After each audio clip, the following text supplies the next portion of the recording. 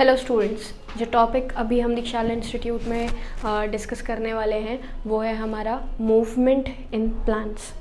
Means of transport हम पढ़ चुके हैं, diffusion, facilitative diffusion, active transport. इसके अलावा वाटर प्लांट रिलेशनशिप क्या है ये हम पढ़ चुके हैं। इसके अलावा मैंने आप लोगों को ऑस्मोसिस, प्लाज्मोलिसिस, ये सब चीज़ें जो हैं वो बता दी हैं। अब हमें पढ़ना है कि प्लांट के अंदर जो मूवमेंट परफॉर्म करवाया जा रहा है, ये मूवमेंट एक्चुअली कैसे परफॉर्म करवाया जाता है।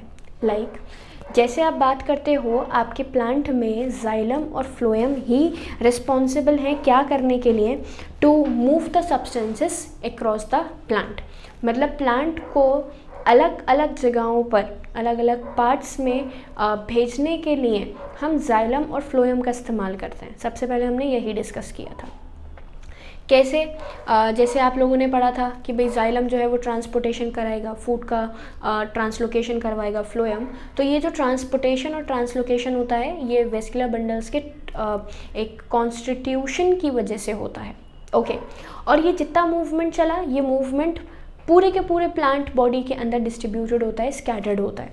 जैसे कि हम बात करते हैं, आपके प्लांट से एक जगह से मूवमेंट होके और रूट से लेके टू द लीव्स, जितने टॉपेस्ट पार्ट तक स्टेम को क्रॉस करती हुई जो लीव्स पहुंचेंगी, इन सब लीव्स के अंदर हम क्या करते हैं, इस चीज़ मतलब प्रेजेंट होता है, और प्रेजेंट होने के साथ साथ हमारा जो वर्क है वो परफॉर्म करवाता है।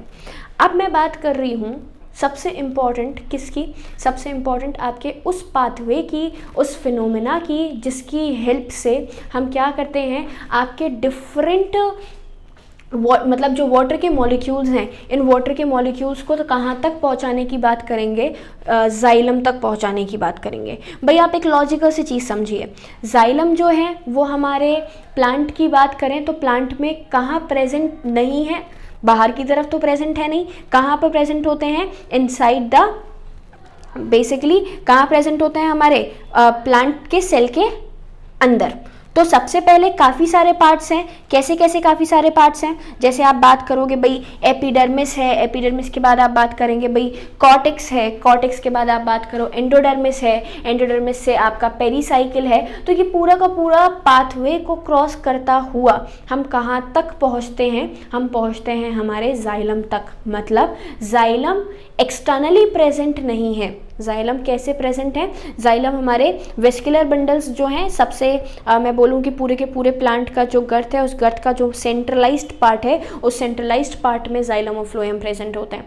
तो जो वाटर का एब्जॉर्प्शन मुझे करवाना है, वो वाटर का एब्जॉर्प्शन जाइलम के थ्रू ही हो रहा है। ट्रांसपोर्टेशन किसके थ्रू हो रहा है? जाइलम के थ्रू हो रहा है। ट्रांसलोकेशन किसके थ्रू हो रहा है? फ्लोएम के थ्रू हो रहा है। तो जब आप ट्रांसपोर्टेशन और ट्रांसलोकेशन करवा रहे हो तो वो जाइलम और फ्लोएम से होता है, लेकिन जो पानी का एब्जॉर्प्शन है वो जाइलम तक कैसे होगा, वही हम यहाँ पे डिस्कस कर रहे हैं। मतलब मीन्स ऑफ ट्रांसपोर्ट। बेसिकली हमारे पास दो तरीके के ट्रांसपोर्ट है, एक तो सिंपलास्ट मूवमेंट, दूसरा है आपका एपोप्लास्ट मूवमेंट।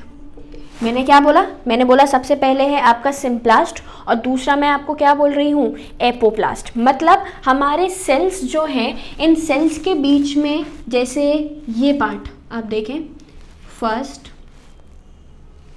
सेकंड,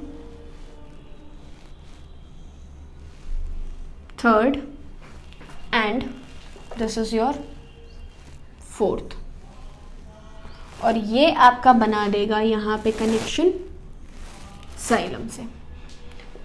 अब देखें,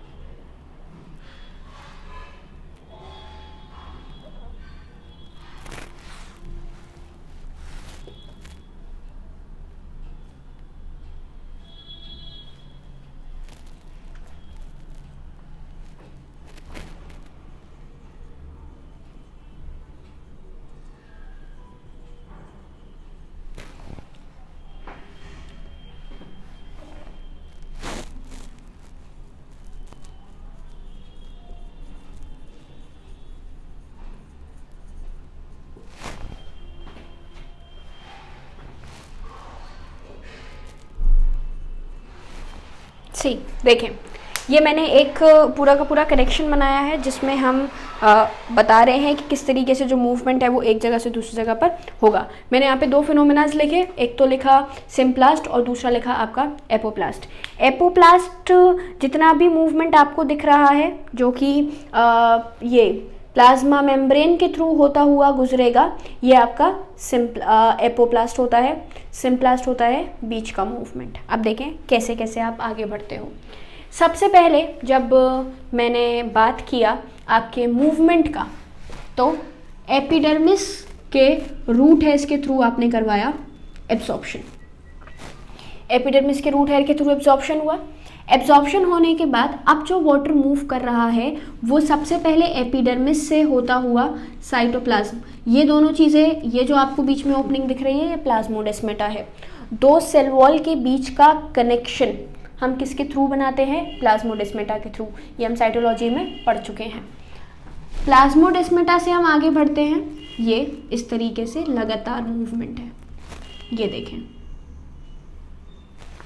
ये जो मूवमेंट हमारे सेल के अंदर चल रहा है साइटोप्लाज्म टू साइटोप्लाज्म, जो कि प्लाज्मोडेस्माटा का कनेक्शन बनाता है। साइटोप्लाज्म से साइटोप्लाज्म और किसका कनेक्शन बनाता है? प्लाज्मोडेस्माटा का कनेक्शन बनाता है। ये आपका क्या कहलाता है? सिम्प्लास्ट मूवमेंट कहलाता है। सिम्प्लास्ट मूवमेंट कहाँ चल रहा है? अंदर 1 2 3 4 टिल द जाइलम। दूसरी बात मैं क्या कर रही हूँ? दूसरी बात मैं कर रही हूँ कि ये जितना मूवमेंट हुआ ये सिर्फ आपके बाहर मेम्ब्रेन के थ्रू आगे बढ़े, तो वो आपका क्या कहलाएगा? वो आपका कहलाएगा एपोप्लास्ट। तो जो बाहर वॉल के थ्रू, मेम्ब्रेन के थ्रू मूवमेंट हुआ, वो वॉल के थ्रू या मेम्ब्रेन के थ्रू मूवमेंट तो आपका एपोप्लास्ट कहला रहा है। और जो सेल टू सेल कनेक्शन बनाता है, ये सेल टू सेल कनेक्शन आपका किसके थ्रू बन रहा है? ये सेल टू सेल कनेक्शन बन रहा है आपका अंदर, किसकी वजह से? Cell to cell symplast movement की वजह से। अब देखें बीच में, आप जब सेल टू सेल मूवमेंट चल रहे हो कोई दिक्कत नहीं है, एंडोडर्मिस के बीच में आपको क्या मिलती हैं? कभी कभी कैस्पेरियन स्ट्रिप्स मिलती है, मतलब इसके बीच बीच में आपको क्या मिलेंगी?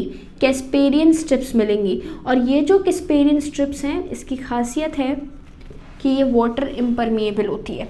कैसी होती है? Water impermeable. And what is the meaning of water impermeability? Water impermeability का मतलब है कि ये जो पार्ट है ये पानी को एक जगह से दूसरी जगह पे मूव करने नहीं देगा।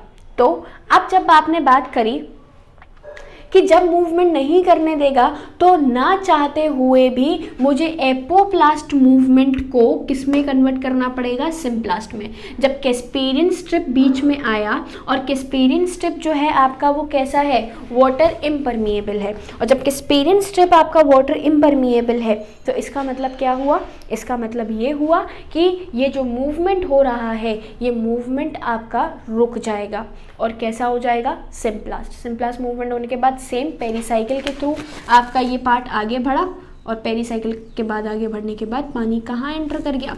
जाइलम में। अब जब जाइलम में पानी आ ही चुका है, जब मूवमेंट जो है वो जाइलम तक हो चुका, तो अब आप कहीं भी ट्रांसपोर्ट इसका इजीली कर सकते हो। मतलब अब जाइलम का नेटवर्क तो भाई पूरे में ही है। मैंने आप लोगों को यहाँ पे क्या समझाना था? मैंने आप लोगों को यहाँ पे समझाना था कि किस तरीके से आप डिफरेंट कंपोनेंट्स को एक जगह से दूसरी जगह तक भेजने का काम करते हो। मतलब जाइलम तो मूव करवा ही रहा है, लेकिन जाइलम तक भी तो हमें वाटर का मूवमेंट करवाना पड़ेगा। तो जाइलम तक भी जो वाटर का मूवमेंट हो रहा है ये किसके थ्रू हो रहा है? ये हो रहा है आपका यही सिम्प्लास्टिक और एपोप्लास्टिक मूवमेंट की वजह से। अब देखें, जब आप लॉन्ग डिस्टेंस मूवमेंट करवा रहे हो प्लांट के अंदर, जाइलम तक आ गया पानी, अब जाइलम से कहाँ चला जाएगा? टॉल ट्रीज के अंदर ऊपर तक। अब क्वेश्चन मेरा क्या है? क्वेश्चन मेरा ये है कि भाई एक प्लांट की हाइट है बहुत छोटी, एक बड़ा बहुत बड़े प्लांट्स हैं। तो अब हम जब भी बात करते हैं हमारे प्लांट्स के अंदर मूवमेंट की, मतलब जाइलम तक पानी आ गया, वो सिंपल एब्जॉर्प्शन के थ्रू, सिंपल डिफ्यूजन के थ्रू, या एक्टिव ट्रांसपोर्ट के थ्रू, या पैसिव ट्रांसपोर्ट के थ्रू हमने मूवमेंट करवा दिया। पूछा ये जा रहा है कि जाइलम में जब पानी एंटर कर गया तो अब ये ऊपर तक हमारे हायर प्लांट मतलब प्लांट्स के हायर पार्ट तक कैसे पहुंचेगा। भाई जैसे आपने फ्लोएम का मास फ्लो बल्क फ्लो मैंने आप लोगों को पढ़ा दिया, ये टॉपिक हम मतलब डिस्कस कर चुके, कौन सा कि प्लांट में जो बल्क फ्लो करवाया जा रहा है, जो फ्लोएम के थ्रू आप ट्रांसपोर्टेशन करवा रहे हो, जो सॉल्यूट का मैंने आपको मूवमेंट बताया था कि किस तरीके से जो सॉल्यूट मूव कर रहा है, तो वो सॉल्यूट मूव करता है तो कैसे पता चलता है, फ्लोएम के थ्रू मूव कर रहा है तो कैसे पता चलता है, ये सब चीज़ें हमने जैसे डिस्कस करी है। सेम चीज़ यहाँ पर क्या होगी आपकी, सेम चीज़ होगी यहाँ पे आपकी वाटर के मूवमेंट की। भाई वाटर का मूवमेंट एक बल्क फ्लो है, और जब वाटर का एक बल्क फ्लो आप करवा रहे हो तो ये बल्क फ्लो किसकी वजह से होता है, तो हमारे पास यहाँ पे प्रेजेंट होते हैं दो तरीके के प्रेशर्स। भाई नीचे से ऊपर तक पानी को भेजना, यहाँ पे जैसे हमारे बॉडी में हार्ट एक पंपिंग ऑर्गन की तरह वर्क कर रहा है, ब्लड को लेता है, फिर तेज पंप करता है, पुश करता है, आगे भेज देता है, फिर लेता है, फिर पुश करता है, फिर आगे भेज देता है। सेम चीज़ अगर मैं बात करूँ प्लांट में, तो प्लांट में क्या कोई ऐसी मशीनरी सेट है, नहीं है। जब हमारे प्लांट में कोई ऐसी मशीनरी सेट नहीं है तो भाई फिर प्लांट में आप किस तरीके से मूवमेंट करवाते हो, प्लांट में एक हायर पार्ट तक जो पानी है वो कैसे पहुंचता है, तो उसका रीज़न, उसका जवाब हम क्या देते हैं, उसका जवाब हम देते हैं दो मूवमेंट। एक तो है आपका कौन सा मूवमेंट, सबसे पहला है आपका रूट प्रेशर, या फिर दूसरा है आपका transpirational pull.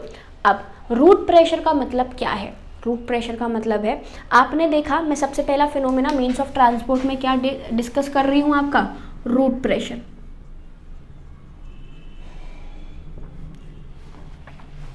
Whenever you are talking about the root pressure, एक बहुत ही इंपॉर्टेंट एक्सपेक्ट है, बहुत ही इंपॉर्टेंट फिनोमेना है, लेकिन क्या है पहले डिस्कस कर लेते हैं, फिर ड्रॉबैक क्या है उस चीज़ को समझेंगे। मैंने बोला कि जब रूट प्रेशर के थ्रू आप वाटर को एक जगह से दूसरी जगह तक भेजने का काम करते हैं, तो ये जो मूवमेंट हो रहा है ये कैसे हो रहा है, देखें समझें। सबसे पहले आपने बात करी एक रूट के अंदर लगातार पानी का जो प्रेजेंस है वो बहुत ज़्यादा क्वान्टिटी में, मूवमेंट हुआ पार्टिकल्स का from the higher concentration level towards the lower, higher से लोअर, हायर से लोअर, हायर से लोअर, हायर से अगेन लोअर, पानी आ गया, आगे बढ़ गया। अब जब यहाँ पे ये पार्टिकल पानी इधर आया और ये इधर आया तो ये हो गया खाली, ये हो गया खाली, तो इसके लिए ज़्यादा कंसंट्रेशन यहाँ की जगह कहाँ है, आगे की तरफ, यहाँ की जगह कहाँ है, आगे की तरफ, तो ये पानी को फिर से क्या कर लेगा, आगे से ले लेगा। यही फिनोमेना बार बार रिपीट होता जाता है। हम क्या करवाते रहते हैं, मूवमेंट करवाते रहते हैं वाटर का हायर कंसंट्रेशन से कहाँ की तरफ, लोअर कंसंट्रेशन की तरफ। जब आप पार्टिकल्स, पानी के पार्टिकल्स का लगातार मूवमेंट करवा रहे हो हायर कंसंट्रेशन से लोअर कंसंट्रेशन की तरफ, सेल टू सेल, कि भाई मैंने बोला कि मेरे पास ये सेल है,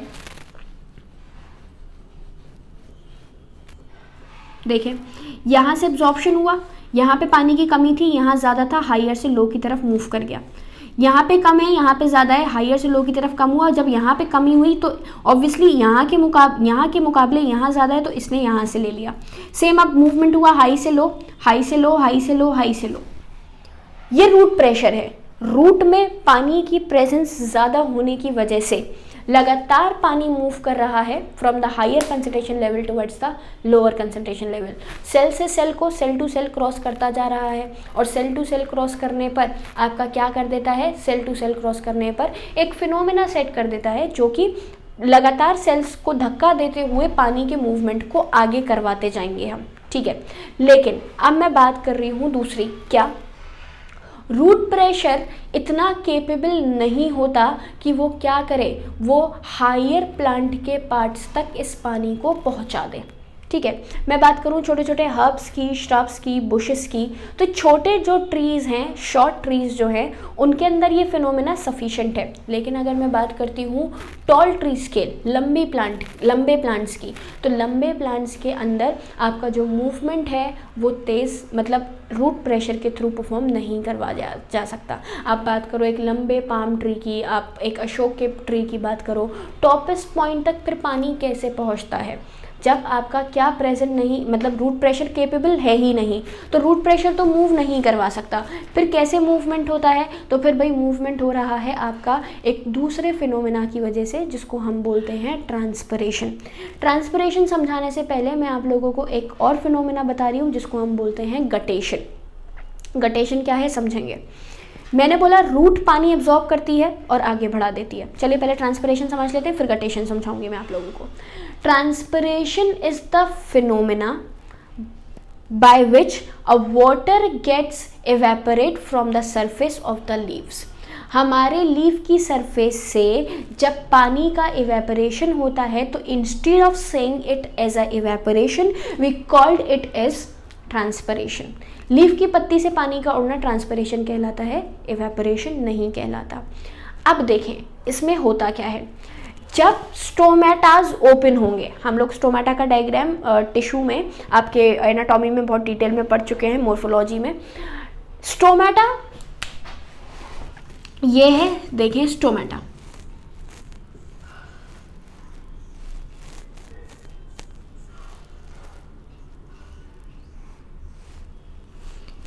इस स्टोमेटा में पानी की एंट्री होने की वजह से ये स्टोमेटास हो जाते हैं टर्जिड। टर्जिड मतलब मैं आपको बता चुकी हूँ टर्गर, टर्जिडिटी या टर्गर होना क्या होता है। टर्गर हुआ मतलब ये आपका स्टोमेटा, टर्गर हुआ मतलब स्वेल हो गया। जब स्वेल हुआ, हम स्टोमेटा का डायग्राम बहुत डिटेल में पढ़ चुके हैं। यहाँ स्वेल होने की वजह से ये हो चुकी है पोर ओपन। जब ये पोर ओपन हो चुकी है, यहाँ पर आएगा पानी, पानी आएगा तो इवेपोरेट कर जाएगा। अब देखें, जब हमने एक सॉफ्ट ड्रिंक की बॉटल के अंदर स्ट्रॉ डाला, स्ट्रॉ डालने पे मैं अपना माउथ लगा के उसको सक करूँगी। सक करना मतलब अब एक प्रेशर, एक पुल जनरेट होता है। कैसा पुल जनरेट, कैसा प्रेशर जनरेट होता है? पुलिंग प्रेशर जनरेट होता है, जो कि पानी को नीचे से ऊपर की तरफ खींच रहा है। कैसे? जैसे रूट प्रेशर ने नीचे से पानी को आगे धक्का दिया, रूट प्रेशर धक्का दे रहा है और ट्रांसपिरेशन पुल बना रहा है। ट्रांसपिरेशन क्या बना रहा है? पुल, सक करने का काम। कैसे? यहाँ पे जो प्रेजेंट पानी था वो चला गया इवेपोरेट होने, इवेपोरेट हो गया, क्योंकि गर्मी बहुत है, टेम्परेचर बहुत होने की वजह से बहुत सारे टाइम पर आपका जो पानी लीफ की सरफेस को ठंडा रखने के लिए हम क्या करते हैं, हम पानी स्टोमेटा के थ्रू इवेपोरेट करवा देते हैं। ठीक है, जब इवेपोरेशन हुआ तो यहाँ पर हो गया एम्प्टी, खाली जगह। कैसी हो गई? खाली। जब जगह खाली हुई तो यहाँ पे जो पानी प्रेजेंट है ये इसको ऊपर की तरफ खींचेगा। यही पुल क्या कहलाता है? आपका दूसरा ट्रांसपोर्ट, जिसको हम कहते हैं आपका ट्रांसपिरेशनल, क्या कहलाता है? आपका ट्रांसपिरेशनल पुल कहलाता है। मैंने क्या बात करी फिर से समझिएगा। मैंने आप लोगों को बोला रूट प्रेशर धक्का दे रहा है और ट्रांसपिरेशन आपका क्या बना रहा है? ट्रांसपिरेशन बना रहा है एक तरीके का पुल, मतलब पानी को नीचे से ऊपर खींचने का काम कर रहा है। तो सेल्स में जब आपका तेज़ धूप होने की वजह से या सनलाइट की इंटेंसिटी तेज़ होने की वजह से, टेम्परेचर तेज़ होने की वजह से हमारी लीफ की सरफेस के जो स्टोमेटा हैं वो खुल जाते हैं।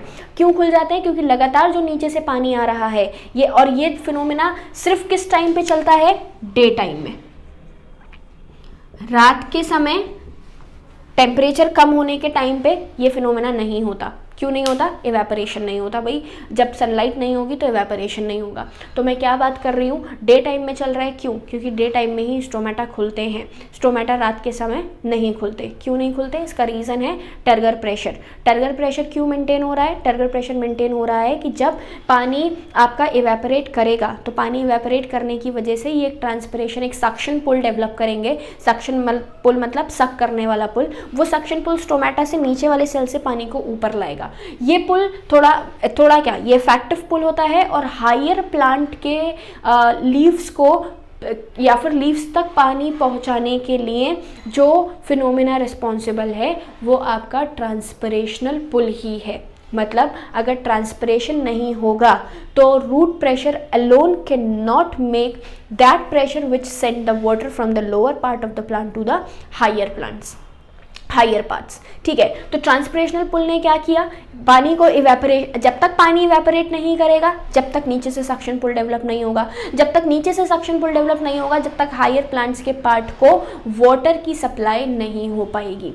तो अब यहाँ पे मैंने क्या बोला, ट्रांसपरेशन की वजह से हम दिन भर में बहुत सारा पानी जो है वो लूज कर देते हैं लीफ की सरफेस से। यूनिडायरेक्शनल क्यों बनाया फिनोमेना, इसी वजह से, ताकि पानी जो बचा हुआ है वो वापस नीचे ना आए, हाल के हाल ही क्या कर दिया जाए, इस्तेमाल कर दिया जाए। तो इसी चीज़ को मेंटेन करने के लिए हमने क्या किया, इसी चीज़ को मेंटेन करने के लिए हमने सेट किया एक ट्रांसपरेशनल पुल। और ये जो ट्रांसपरेशनल पुल सेट हुआ है, ये ट्रांसपरेशनल पुल फोटोसिंथेसिस को करवाने के लिए रिस्पॉन्सिबल है। अब ट्रांसपिरेशन और फोटोसिंथेसिस को एक कॉम्प्रोमाइज बोला जाता है।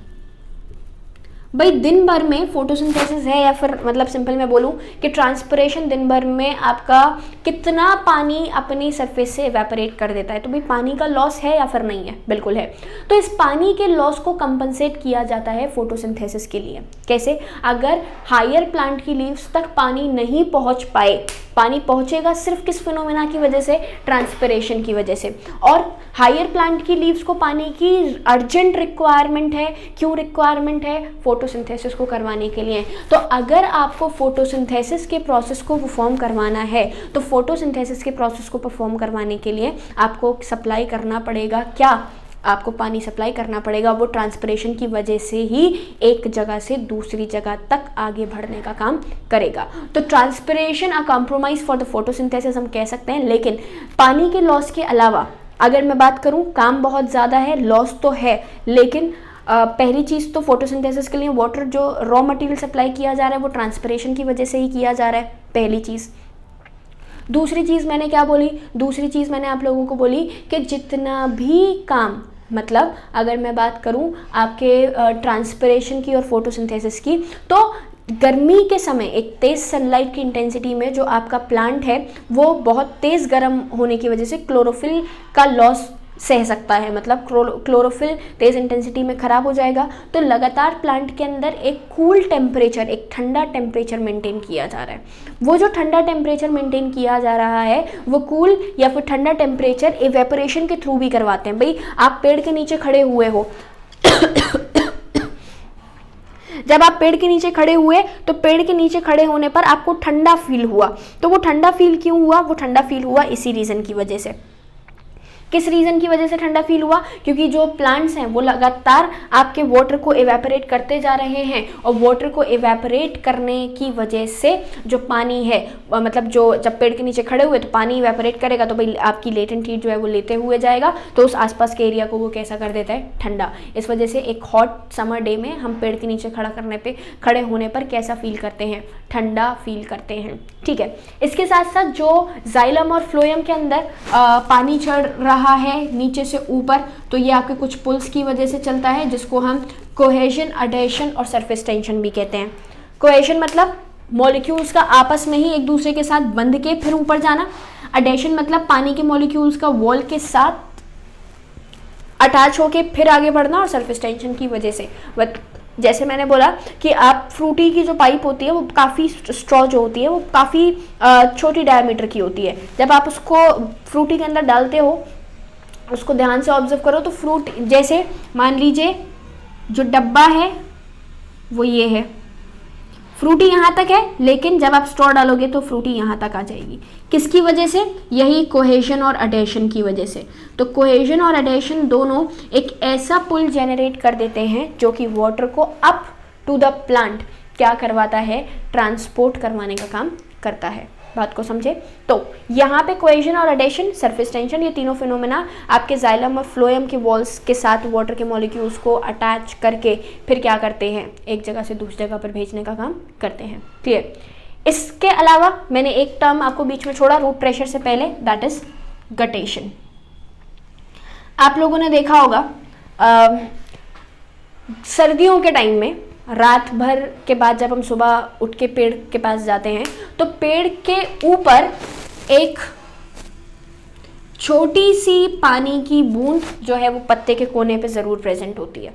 वो क्या कहलाती है, वो क्या चीज़ है, तो वो समझें क्या है। ओस की बूंद भी कहते हैं हम उसको कभी कभी। वो जो ओस की बूंद है, वो ओस की बूंद कहाँ से आई? क्या एनवायरनमेंट के पानी की वजह से आई है? तो नहीं, वो पानी कहाँ से आया है? रूट की वजह से। और ये फिनोमेना हमें छोटे ट्रीज़ में ही देखने को मिलता है, टॉल ट्रीज़ के अंदर देखने नहीं मिलता। क्यों? क्योंकि रूट प्रेशर छोटे ट्रीज़ में ही एप्लीकेबल होता है, हायर ट्रीज़ के अंदर नहीं होता। होता क्या है देखें, रूट प्रेशर की वजह से जो पानी ऊपर चढ़ा, इस लीफ की पत्ती पे छोटे छोटे पोर्स प्रेजेंट होते हैं हमारे साइड में, जिसको हम हाइडन थ्रोट्स कहते हैं। ये रूट प्रेशर से जो पानी आया, ये पानी हाइडन थ्रोट्स के थ्रू कहाँ तक पहुँचा दिया जाएगा?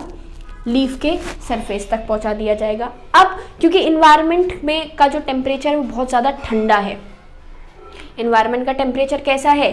ठंडा। और इन्वायरमेंट का टेम्परेचर ठंडा होने की वजह से आप क्या देखेंगे? आप ये देखेंगे कि यहाँ की जो वाटर है, पानी लगातार आ रहा है, मतलब गर्मियों में भी आता है, सर्दियों में भी आता है, दिखता सिर्फ सर्दियों में है। क्यों? क्योंकि गर्मी के टाइम पे जो रूट प्रेशर की वजह से आपके लीफ की सरफेस पे पानी आया, वो पानी टेम्परेचर ड्राई होने की वजह से एटमॉस्फेयर में इवेपोरेट हो गया। ट्रांसपरेट नहीं हुआ, ट्रांसपरेट सनलाइट की प्रेजेंस में होगा, इवेपोरेट हो गया, ठीक है। लेकिन जब रात का टाइम है और टेम्परेचर बहुत ज़्यादा ठंडा है, मतलब टेम्परेचर बहुत कम है, मौसम बहुत ठंडा है, तो उस कंडीशन में जो ड्रॉपलेट्स उस लीफ पे रूट प्रेशर की वजह से आई हैं, वो क्या नहीं करेंगी? वो आगे मतलब इवेपोरेट नहीं करेंगी। और जब इवेपोरेट नहीं करेंगी तो इवेपोरेट ना करने पे ये उस पत्ती के ऊपर ही रह जाएगी। और जब उस पत्ती के ऊपर रह जाएगी तो वो आपको किसके फॉर्म में दिखेगी? एक वाटर ड्रॉपलेट के फॉर्म में दिखेगी। और यही जो वाटर ड्रॉपलेट की फॉर्म में वो पानी की बूंद आपको दिख रही है, वो क्या कहलाता है? आपका गटेशन कहलाता है। क्या कहलाता है? गटेशन। तो the phenomena by which the water droplets come on the surface of the leaf because of the presence of the root pressure forms the guttation, या फिर क्या कहलाता है? गटेशन कहलाता है। तो अगर मैं अब आपको एक्सप्लेन करूं कि भाई कौन कौन सा पार्ट यहाँ पे, जैसे हम mass flow, bulk flow, phloem का, अब जो वाटर के साथ मिनरल्स भी हैं भाई, जितना भी रूट के थ्रू वाटर एब्जॉर्ब किया जा रहा है उसमें मिनरल्स भी हैं, तो मिनरल्स ट्रांसपोर्ट कर देते हैं। फ्लोएम का ट्रांसपोर्टेशन, ट्रांसलोकेशन कैसे होता है, ये हम सब कुछ पढ़ चुके, ठीक है। इसके साथ साथ जितना भी हायर प्लांट्स में, लोअर प्लांट्स में जो वाटर का ट्रांसपोर्टेशन आप करवा रहे हो, ये भी हम देख चुके, ठीक है। फिर बात की जाती है कि भाई जब आप plasma membrane, endodermis, epidermis, cortex, pericycle, इन सब के थ्रू जाइलम तक लाते हो वाटर, जाइलम फिर आगे मूवमेंट करवाएगा।